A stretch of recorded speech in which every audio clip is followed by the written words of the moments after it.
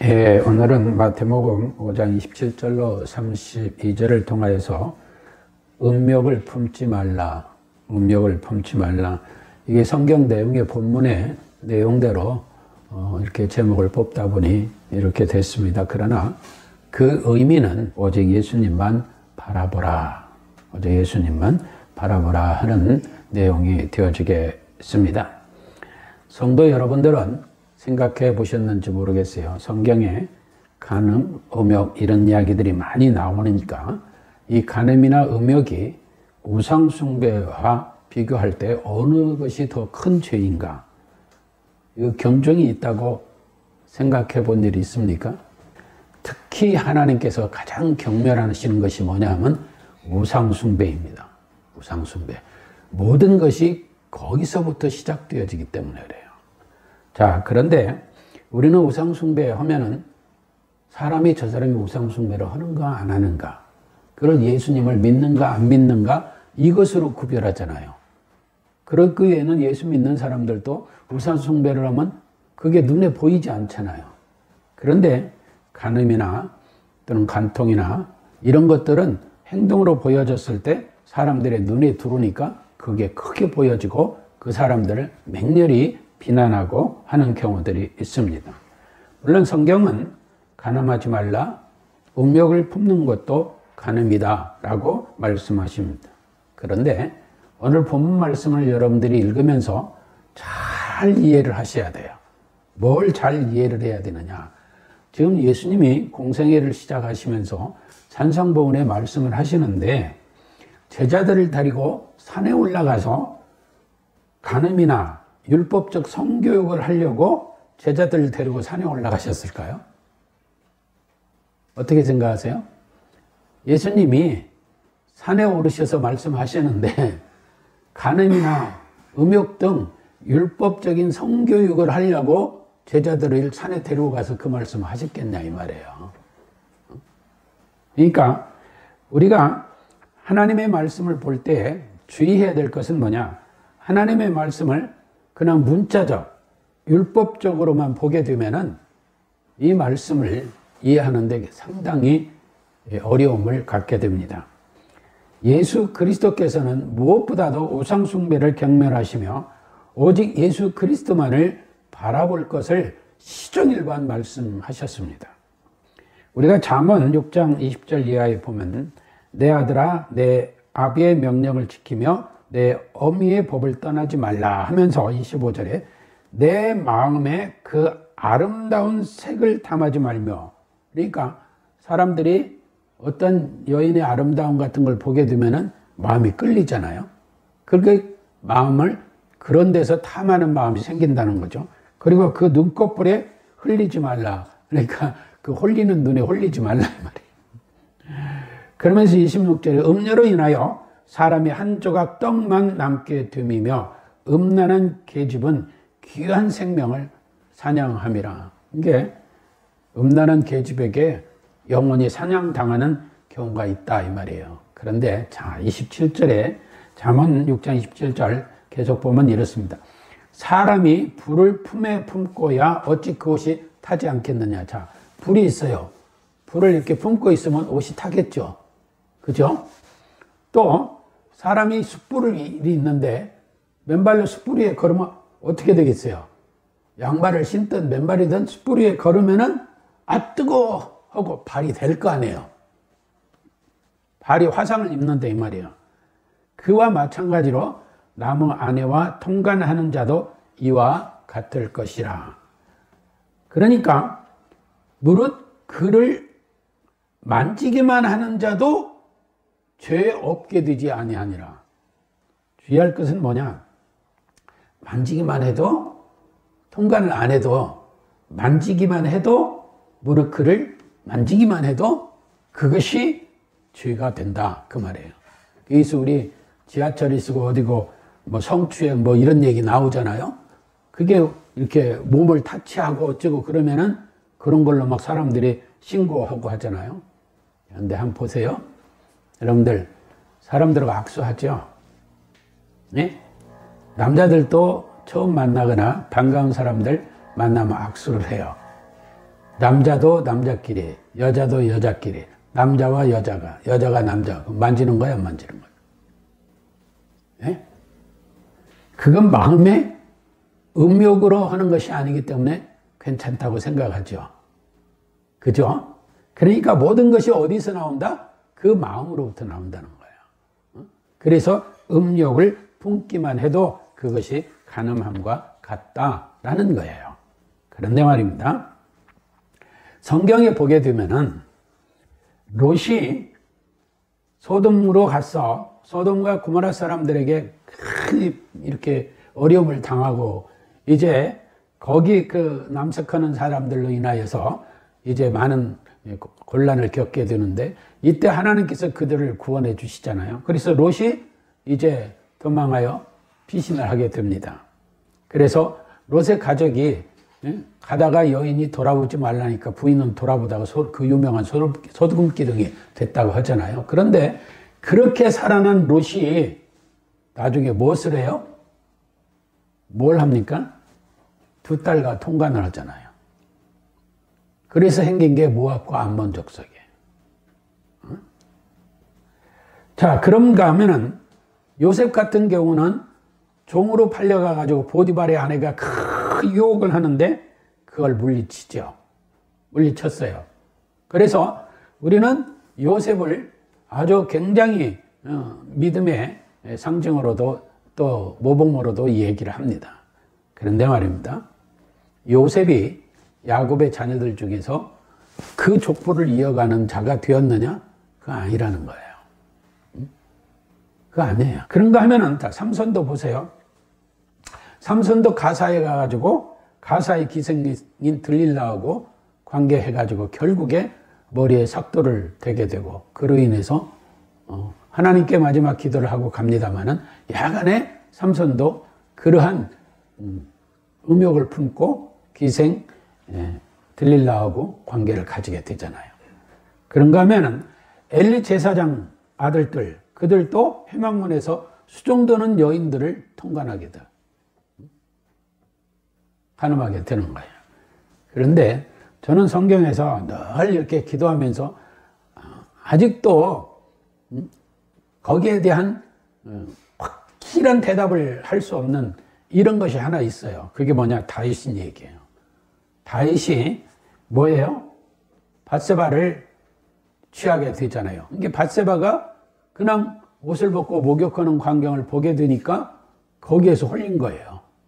그게 어떤 분들은 그런 얘기도 해요, 요새는. 밧세바가 다윗을 홀린 거냐? 다윗이 밧세바에게 유혹된 거냐? 왜 옷을 벗고 그 보이는데 다 남이 볼 수 있도록 옷을 벗고 목욕을 했냐? 이 얘기를 하는 사람도 있어요. 자, 그런데 야간에 밧세바를 취해가지고 어떻게 해요? 임신을 하게 돼요. 우리 아는 자기 정말 사랑하는 장군인데 전쟁터에서 죽게 만든 거예요. 뭘 위해서? 자기 음욕 때문에. 죽인 거예요. 그런 부분들에서 다윗이 그 회개하는 내용들도 나오고 또 다윗이 그로 인해서 그 처음에 임신했던 아들도 잃게 되는 그런 내용도 있지만 그런데 문제는 우리아가 죽고 나서 그러면 그 관계로 끝났느냐? 아니에요. 회개하고 끝났느냐? 아니요. 그냥 밧세바 데려다 안에 삼아버린 거예요. 그러면 회개한 거예요? 안 한 거예요? 오늘날 우리가 생각하면. 회개한 거라고 볼 수 있나요? 그걸? 볼 수 없죠. 그런데 거기서 나온 왕이 누구냐? 솔로몬이에요. 그 사이에 난 아들 중에 왕이 된 자가 솔로몬이라는 거죠. 그래서 저는 그 부분이 풀리질 않는 거예요. 풀리질 않아요.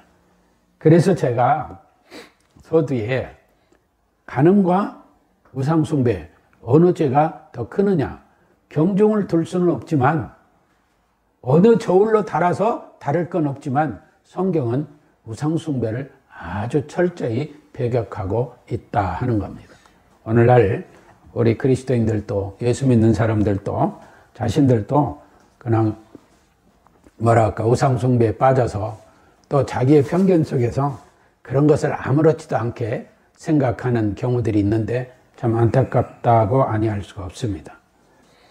이와 같이 간음 등이 율법적으로는 죄가 됩니다. 물론 남의 거 훔치는 거, 남의 거 빼앗는 거 다 죄가 됩니다.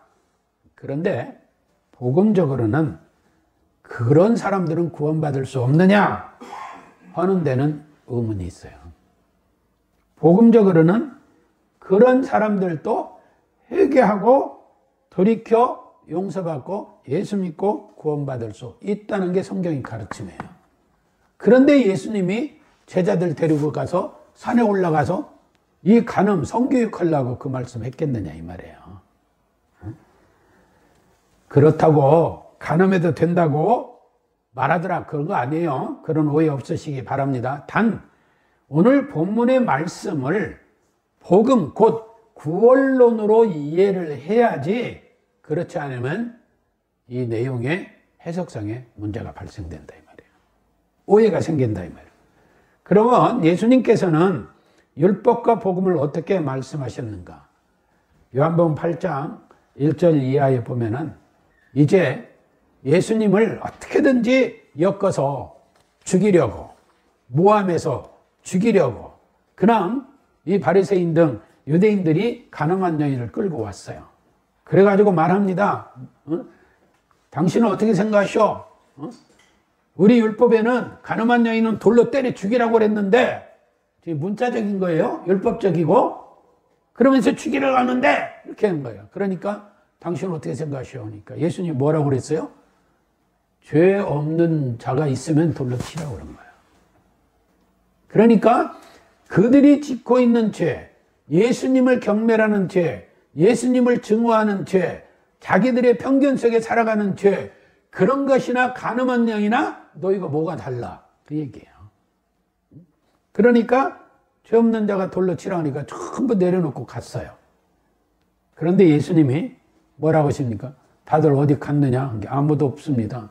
그래 예수님이 그 여인에게 뭐라고 그래요? 가늠한 여인에게 그들이 너에게 이렇게 돌로 치는 정죄하지 않으니 나도 너를 용서한다. 그런데 앞으로는 뭐 하지 말라? 죄를 짓지 말라. 그러니까 우리가 하나님의 말씀을 볼 때는 항상 이게 구속사적, 즉 구원론적으로 봐야 되느냐 문자적 율법적으로 보느냐 여기에서 헷갈리면 안 돼요. 성경은 항상 복음적이고 구원론적으로 봐야 된다. 또 이혼 문제도 마태복음 19장 이하의 1절 이하에 나오는데 바리새인들이 예수님을 시험하려고 와서 묻습니다.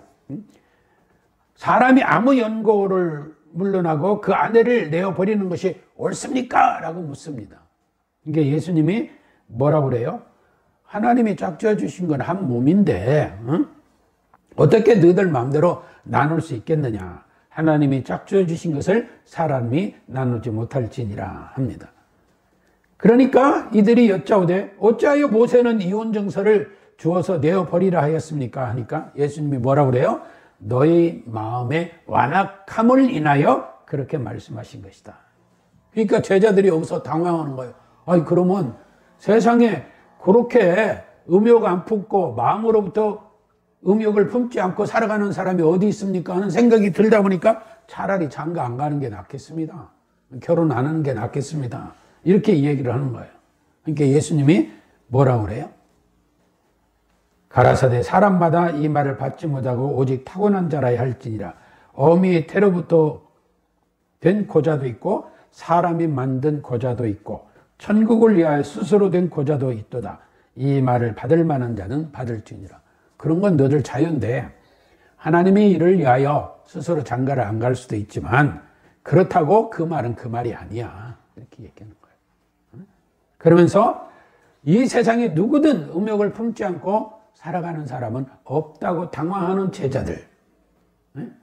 또 그런 거 가지고 율법적으로 문자적으로 예수님을 시험하는 바리새인들, 유대인들. 그들에게 예수님은 뭘 말씀하느냐? 너희들이 그런 마음 갖는 것 그 자체도 그 죄와 똑같아. 그러므로 오늘 우리는 본문 말씀은 문자적이나 율법적으로 이해하기보다는 어떻게 이해해야 되느냐? 구속사, 즉 구원론적으로 복음적으로 이해를 하는데 그러면 뭐 어떻게 보느냐? 예수 그리스도와 교회와의 관계된 상황 속에서 주 예수 그리스도, 신랑 되신 예수 그리스도와 신부된 성도의 관계가 이루어졌잖아요. 예수 믿고 우리가 주님은 신랑, 우리는 신부된 자 되었잖아요. 그렇죠? 그런 신부가 어떻게 해요? 우상숭배에 간음하는 죄에 빠져서는 안 된다 라는 것을 담고 있다는 거죠. 또한 하나님의 백성이요, 하나님의 선민이라고 하면서 나는 하나님의 자녀가 됐어, 하나님의 선민이야 하면서 우상숭배에 빠져요. 그런데 성경은 모든 탐심이 우상숭배라고 그랬거든요. 탐심 없는 사람이 어디 있어요? 그러니까 성령 하나님의 도우심이 없이는 그걸 극복할 수 없다는 거예요. 그러니까 성령 안에서 오직 자기가 우상숭배에 빠지지 아니하고 예수 그리스도만 바라보는 은혜를 누리도록 예수님 말씀하시면서 오늘 이 본문의 말씀이 그러한 강력한 구원의 복음의 메시지를 담고 있다는 것을 우리는 이해해야 돼요. 그래야지, 그러면 문자적으로 해석해버리면 우리 모두 천국 갈 사람 없어요. 없어요. 그래서 우리는 성화를 이루어가는 거예요. 어떻게? 성령 하나님 안에서. 이게 가장 중요한 것은 예수 그리스도를 믿는 자들에게는 그걸 극복하고 이겨낼 수고 또 성화되는 은혜를 하나님께서 주시지만 그렇지 않는 사람들은 그 계속 우상숭배 속에 살아가게 되는 거예요. 그러니까 하나님의 선민이라고 하고 하나님의 백성 된 사람들은 그러한 우상숭배에 빠지지 않도록 항상 경계하며 기도하며 살아가야 될 줄로 믿습니다. 그러므로 본문 말씀 등을 문자적이나 율법적으로만 이해하게 되면은 그냥 손가락질만 하게 되는 거예요. 손가락질. 자기는 모르고. 옛날 우리 그런 얘기 했잖아요. 손가락질하면서 나머지는 하나만 하고 나머지는 다 자기를 향하고 있는데 자기 스스로는 돌아보지 아니하면서 남의 그런 것이 눈에 보이면은 확 짐소봉대 해가지고 그냥 거품 물고 얘기하는 거야. 욕하고. 물론 간음하거나 이혼하는 일 등이 없어야 하겠습니다. 그러나 그러한 것들을 문자적, 오늘 본문 같은 말씀을 문자적으로나 율법적으로 함부로 판단하여서 정죄하거나 지옥 갈 자들이라고 운운하는 일은 없어야 된다는 것입니다. 그러면서 오히려 내가 유선의 틀에 빠져 있지 않는가 스스로를 돌아보는 자가 되어져야 될 줄로 믿습니다. 마태복음 18장 이하에 보면 만일 내 손이나 내 발이 너를 범죄케 하거든 찍어버리라. 불거자나 절뚝발이로 영생에 들어가는 것이 두 손과 발을 가지고 영원한 불에 던지우는 것이 나으니라. 이거 오늘 본문의 말씀에 대해서 18장에서 또 나옵니다. 그런데 자, 우리가 함부로 남을 판단하고 정죄하면서 나는 괜찮아 이런 의식 속에 살아가게 되면은 오히려 그런 판단으로 인하여 너희 스스로도 지옥불에 들어가는 것과 다를 바 없다. 그러니까 내 눈이 너를 범죄케 하거든 빼어버리라. 한 눈으로 영생에 들어가는 것이 두 눈을 가지고 지옥불에 들어가는 것보다 낫다 하는 것들은 그냥 눈으로 보는 것들도 어디로부터? 마음으로부터 표출되기 때문이에요. 그래서 잠언 기자는 뭐라고 그랬어? 무릇 지킬 만한 것보다 내 마음을 지켜라. 그래서 잠언 4장 23절에 기록하고 있는 것입니다. 그런가 하면은 이러한 말씀들을 우리가 생각하면서 우리 스스로를 돌아보게 됩니다. 그러면 나는 어떤가? 나는 하나님의 말씀에 정말 자유로운 사람인가? 생각할 때 하나님의 은혜로 예수 그리스도 안에서 성령님의 도우심이 아니고는 단 한 사람도 의를 이루며 살아갈 자가 없다는 거예요. 그래서 우리가 항상 구하는 자가 찾고 찾는 자가 얻는 것은 뭐 세상의 어떤 이런 것들이 아니고 바로 이러한 하나님의 말씀 안에서 예수님의 이름으로 하나님께 간절히 구하는 자가 성령 하나님의 도우심으로 그런 모든 것을 이겨내고 극복하고 할 수 있다는 거죠. 골로새 3장 5절 이하에는 그러므로 땅에 있는 지체를 죽이라. 곧 음란과 부정과 사욕과 악한 정욕과 탐심이니 탐심은 우상 숭배니라. 이것들을 인하여 하나님의 진노가 임하니라. 그러면서 7절에 뭐라고 하나? 너희도 전에 그 가운데 살았을 때는 너희도 그 전에 그렇게 살았잖아, 그 얘기예요. 너희도 전에는 음란하고 부정하고 사욕하고 악한 정욕과 탐심으로 살았잖아. 그 말이에요. 그러면서 그 가운데서 행하였으나 그렇게 살면서 그렇게 행동하고 살았잖아, 그 얘기예요. 근데 우리는 자기가 구원받기 이전의 모습은 하나도 생각 안 해요. 그리고 남 정죄하는 일은 눈이 시뻘거 가지고 해요. 그래가지고 어떻게 복음을 전해요. 그러면서 8절에 이제는 너희가 이 모든 것을 벗어버리라. 이제 예수 믿고 구원받았으면 모든 걸 벗어버리라. 그리고 곧 분과 악의와 회방과 너희의 입이 부끄러운 말이라. 그러면서 9절에 너희가 서로 거짓말을 말라. 옛사람과 행위를 벗어버리고 새 사람을 입었으니 이는 자기를 창조하신 자의 형상을 쫓아 지식에까지 새롭게 하심을 받는 자니라. 그러면서 11절 끝에 오직 그리스도는 만유시요 만유 안에 계시느니라. 그러면서 헬라인이나 유대인이나 할례당이나 무할례당이나 야인이나 수고디아이나 종이나 자유인이나 분별할 수 없다. 누구나 다 똑같다. 예수 믿고 구원받아라, 그 얘기예요. 이게 예수님만 바라보라는 거예요. 우리가 또한 베드로전서 4장 1절 이하에 보면 그리스도께서 이미 육체의 고난을 받으셨으니 누구 때문에? 우리가 골로새서 말씀대로 과거에 우상숭배에 살아오던 그러한 우리 죄, 죄 속에 살아오던 그러한 죄를 사함받게 하시려고 예수님이 고난을 받으셨다. 그러니 너희도 같은 마음으로 갑옷을 삼으라. 그러니까 너희도 형제를 대하고 이웃을 대하고 할 때 그러한 예수님이 육체의 고난을 받으신 것과 같은 그러한 마음으로 갑옷을 입으라. 그러니까 그렇게 살라 이 말이야. 그렇게 대하라 이 말이에요. 근데 우리 그렇지 않잖아요. 그러면서 육체의 고난을 받은 자가 죄를 그쳤음이니라.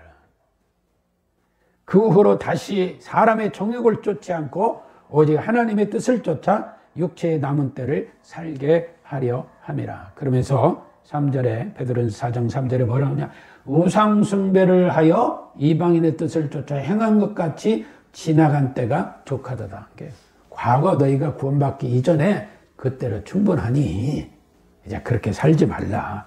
그러면서 요한일서 5장 21절은 자녀들아 너희 자신을 지켜 우상에서 멀리하라.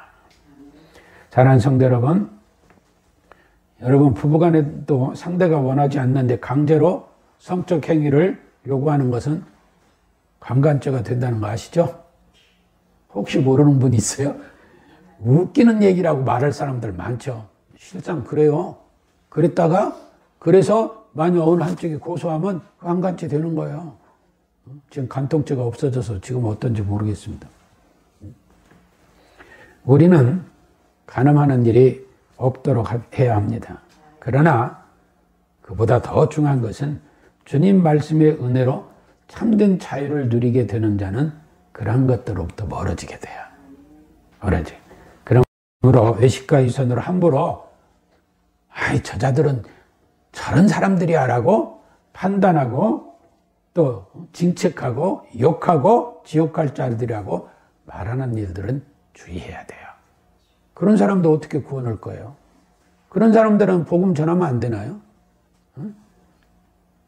그러니까 오늘 본문의 말씀을 문자적이나 율법적으로만 보지 말고 구속사 곧 구원론적으로 이 궁극적인 목적은 우상숭배를 배격하고 오직 예수만 바라보라는 그 내용으로 접근해야 된다는 걸 처음에 말씀드린 거예요.